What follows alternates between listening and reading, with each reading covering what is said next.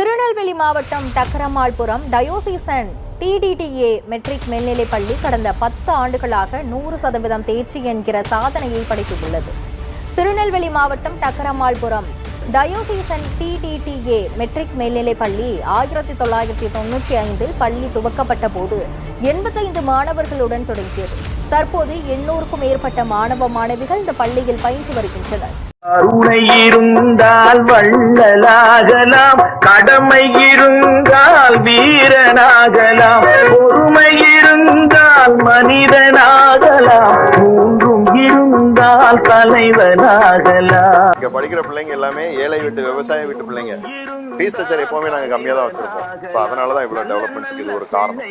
நம்மளை பொறுத்தவரை ஒரு சாமானியரோட பிள்ளைங்க தான் வரணும். ஏன்னா நம்மளாம் எங்கள் அப்பாலாம் ஒரு விவசாயி தான் சொல்ல போனால்.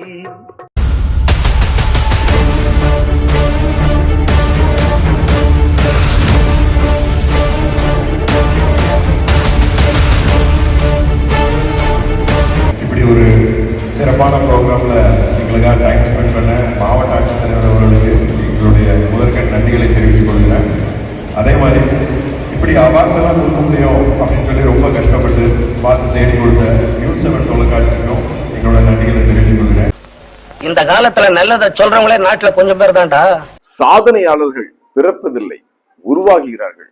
சாதாரண சூழ்நிலையில் ஒரு செயலை செய்வது அல்ல, அசாத்தியமான சூழ்நிலைகளில் இனிமேல் இந்த செயல் முற்று பெறாது, இந்த செயலில் ஈடுபட்டு வெற்றி பெற முடியாது என்று நம்பிக்கை இழந்து போன நிலையில் இருக்கின்ற ஒரு செயலை வெற்றிகரமாக மாற்றுவதுதான் சாதனையாளர்களின் செயல்பாடு. ஒரு காலத்துல கல்வி என்றாலே தென் மாவட்டங்களை பொறுத்தவரை திருமண்டல பள்ளிகள் மிக சிறந்த பள்ளிகள், மிக நல்ல ஆசிரியர்களை நல்ல மாணவர்களை கொண்ட ஒரு பள்ளி, ஒழுக்கத்தில் சிறந்தது, கல்வியில் சிறந்தது என்று பெயர் பெற்று விளங்கியது. தென்னகத்தின் ஆக்ஸ்போர்ட் என்று அழைக்கப்படுகின்ற திருநெல்வேலி மிக பெயர் பெற்ற பள்ளிகளை கொண்டது.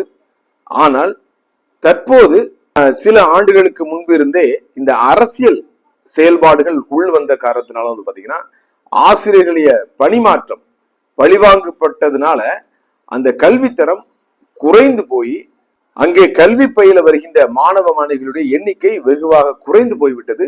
இந்த பள்ளிகளிலும் சிறந்த ஒரு கல்வியை உருவாக்க முடியும் என்று நிரூபித்திருக்கிறது ஒரு திருமண்டல பள்ளி. அந்த பள்ளியைத்தான் நீங்கள் முதலாவது வீடியோவில் பார்த்தீர்கள். திருநெல்வேலி திருமண்டலத்தில் உள்ள டக்கமாள்புரம் என்ற இடத்தில் உள்ள ஜெயராஜ் அன்னபாக்கியம் மெட்ரிக் மேல்நிலைப் பள்ளி கடந்த 10 ஆண்டுகளாக 100க்கு 100% தேர்ச்சி பெற்று திருமண்டல அளவில மிக சிறந்த பள்ளியாக கடந்த நாட்களில் வந்து பாத்தீங்கன்னா பேராயர் அவர்களிடம் பெருமைமிகு கேடயத்தை பெற்றார்கள். அதை தொடர்ந்து வந்து பாத்தீங்கன்னா மாவட்ட ஆட்சித்தலைவர் அவருடைய கையிலும் நியூஸ் 7 தொலைக்காட்சி நடத்திய அந்த விருது விழாவிலும் பாத்தீங்கன்னா அந்த பள்ளியின் ஆசிரியர்கள் தாளாளர் அனைவரும் சென்று அந்த விருதினை பெற்றார்கள். இதுல மிக சிறப்பான ஒரு அம்சம் என்ன அப்படின்னா, ஒரு பள்ளியானது சிறப்பாக இருக்க வேண்டும் என்றால் அங்க இருக்கின்ற ஆசிரியர் பெருமக்கள் சிறந்தவர்களாக இருக்க வேண்டும், திறமை மிக்கவர்களாக இருக்க வேண்டும், முழு மனதோடு அந்த வேலையில் தங்களை ஈடுபடுத்திக் கொள்ள வேண்டும். அதற்கு தூண்டுகோலாக இருப்பது அங்க இருக்கின்ற தலைமை கரஸ்பாண்டன்ட்.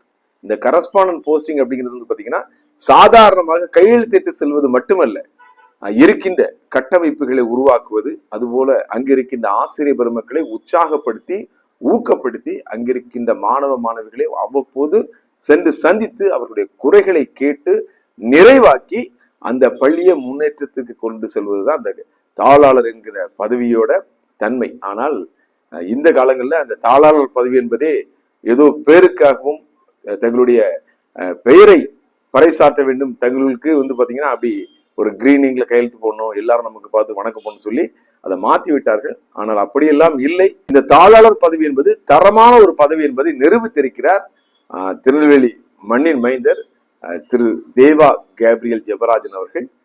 அண்ணன் அவர்கள் வந்து பாத்தீங்கன்னா நமக்கும் புதிதானவர் அல்ல. தூத்துக்குடி ஆசிரியர் திருமண்டலத்திலையும் அண்ணனை ஒரு நாளும் மறக்க முடியாது. காரணம் வந்து பாத்தீங்கன்னா கடந்த நாட்கள்ல நடைபெற்ற அந்த திருமண்டல தேர்தலை வெற்றிகரமாக நடத்தி முடித்தது அண்ணன் தேவா கேப்ரியல் ஜெபராஜன் அவர்கள் தான். அங்க வந்து பாத்தீங்கன்னா 2 அணிகள் தங்களுக்குள் போட்டி போட்டுக் கொண்டிருந்த பொழுது ஆட்சியில் இருந்த நிர்வாகம் வந்து பாத்தீங்கன்னா நாங்கள் வீட்டுக்கு போக மாட்டோம் என்று அடம்பிடித்துக் கொண்டிருந்த பொழுது உயர்நீதிமன்றம் ஒரு முன்னாள் நீதிபதியை அங்க வந்து நியமனம் செய்தார்கள்.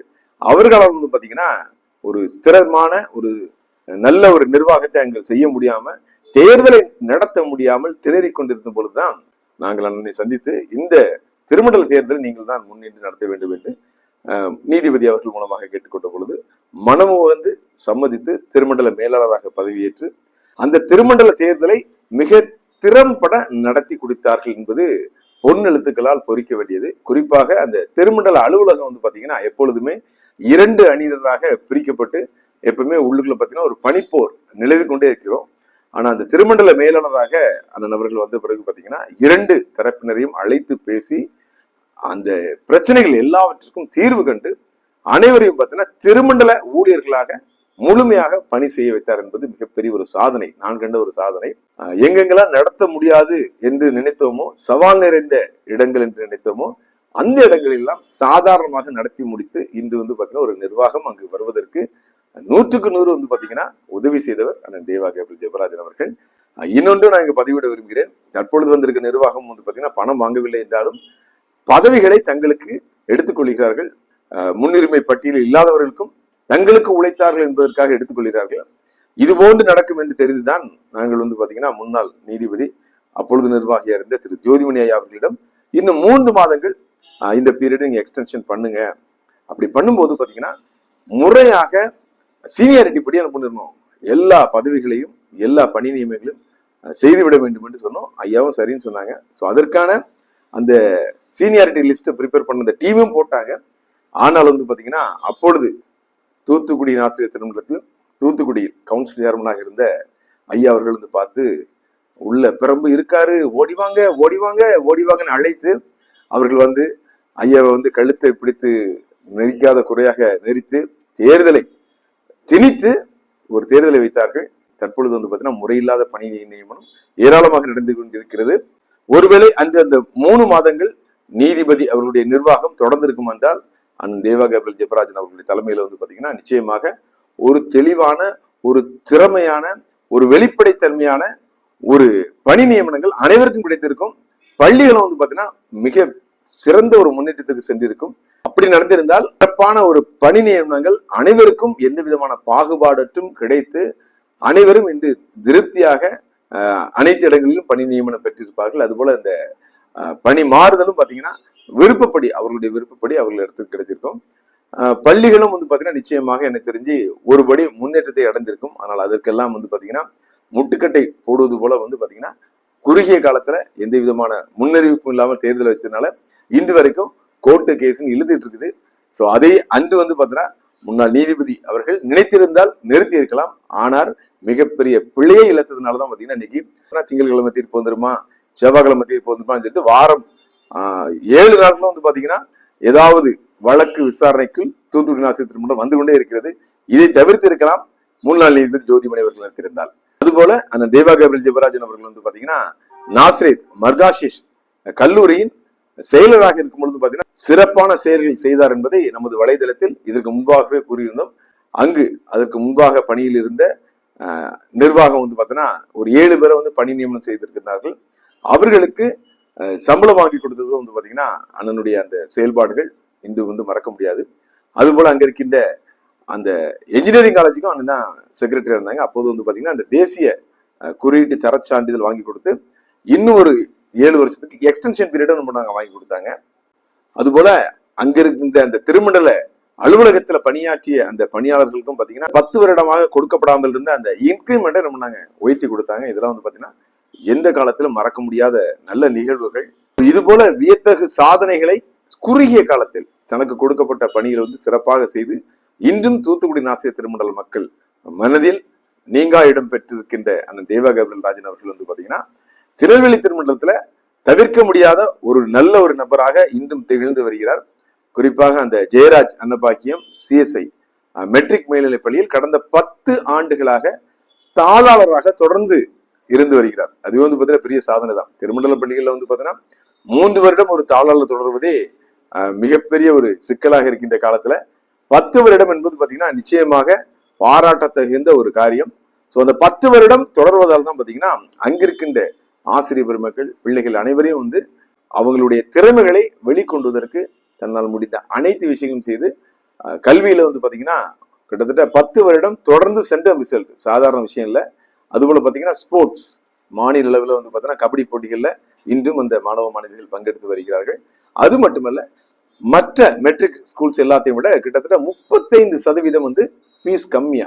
இந்த ஃபீஸ் கம்மியா குவாலிட்டி எஜுகேஷன் இப்படி வந்தாலே வந்து பாத்தீங்கன்னா ஆட்டோமேட்டிக்கா இந்த கிராம பகுதியில பின் தங்கிய நிலைமையில் இருக்கின்ற, பொருளாதாரத்தில் பின்தங்கிய நிலைமையில் இருக்கின்ற ஏழை விவசாய கூலிகள் இவங்களுடைய பிள்ளைகள் என்ன பண்ணுவாங்க, வருவாங்க. அவர்களுக்குள்ள இருக்கிற திறமையை கண்டுபிடித்து இன்று வந்து பாத்தீங்கன்னா ஒரு பெரிய திறன் காணும் மையமாக அந்த டக்கமால்புரம் ஜெயராஜ் அன்னபாக்கியம் மெட்ரிக்கல் மேல்நிலைப்பள்ளி திகழ்கிறது என்றால் நிச்சயமாக அந்த தாளாளர் அவர்களின் செயல்பாடு என்பதே குறிப்பிடத்தக்கது. எனவே இதை பாராட்டி தான் நியூஸ் 7 தொலைக்காட்சி வந்து பாத்தீங்கன்னா திருநெல்வேலி மாவட்ட ஆட்சியர் அவர்களை வைத்து அந்த மிக சிறப்பான அந்த விருதை வழங்கியிருக்கிறது. விருதை பெற்ற அண்ணன் அவர்களுக்கும் ஜெயராஜ் அன்னபாக்கியம் மெட்ரிக் மேல்நிலைப்பள்ளி முதல்வர், இருபால் ஆசிரியர் பெருமக்கள் மற்றும் அனைத்து மாணவ செல்வங்களுக்கும் நமது வலைதளம் சார்பாக, நமது அனைத்து நேர்கள் சார்பாக மனமார்ந்த வாழ்த்துக்களையும் நன்றிகளையும் தெரிவித்துக் கொள்கிறோம். அது மட்டுமல்ல, சேவா ரத்னா அவார்டு 2025ஆம் ஆண்டு வந்து பாத்தீங்கன்னா நோபல் வேர்ல்ட் ரெக்கார்ட் சார்பில் டாக்டர் தேவா காயத்ராஜன் அவர்களுக்கு வழங்கப்பட்டுள்ளது. எதற்காக இதை நாம் சொல்கிறோம் என்றால், திருமண்டல பள்ளிகள் என்றால் இப்படித்தான் இருக்கும், முன்னேறாது. அங்கே படிக்கின்ற பிள்ளைகள் வந்து பாத்தீங்கன்னா ஒரு நாள் வந்து பாத்தீங்கன்னா உயர்கல்விக்கு செல்ல மாட்டார்கள் என்று ஒரு எழுதப்படாத சட்டம் உருவாகி இருக்கின்ற இந்த காலத்துல வந்து பாத்தீங்கன்னா இல்லை, அதை எல்லாவற்றையும் உடைத்தெறிந்து திருமண்டல பள்ளிகளும் சிறந்த இடத்தை அடையும். அங்கு படிக்கின்ற மாணவ மாணவிகள் வந்து பாத்தீங்கன்னா உலக அளவில் வந்து பாத்தீங்கன்னா தங்களுடைய திறமையினால் முன்னேற்றம் அடைவார்கள் என்று இன்றும் நிரூபித்துக் கொண்டிருக்கின்ற திருநெல்வேலி திருமண்டலம் டக்கமால்புரம் ஜெயராஜ் அன்னபாக்கியம் மெட்ரிக் மேல்நிலை பள்ளிக்கு மனமார்ந்த வாழ்த்துக்களை தெரிவித்துக் கொள்கிறோம். திரு தேவா கேபிள் ஜெபராஜன் அவர்கள் நினைத்தால் அவர்கள் சொந்தமாகவே ஒரு தனியாக ஒரு மெட்ரிக் பள்ளியையோ அல்லது ஒரு சிபிஎஸ்இ பள்ளியையோ உருவாக்க முடியும். ஆனால் அப்படி உருவாக்கினால் அது வந்து வணிக நோக்கமாக மாறிவிடக் கூடாது என்பதற்காக, கல்வி என்பது ஒரு சேவை மட்டுமே என்பதை நிரூபிப்பதற்காக திருநெல்வேலி திருமண்டல பள்ளியை தன்னுடைய பள்ளியாக நினைத்து மிக சிறப்பாக நடத்தி கொண்டிருக்கிறார். வாழ்க உங்களது கல்வி பணி, தொடரட்டும் உங்களது சமூக சேவை. மாணவனே நாட்டும வாழ்வது போ எல்லாவற்றிலும் வாழ்ந்து சுகமாயிரு மகனே.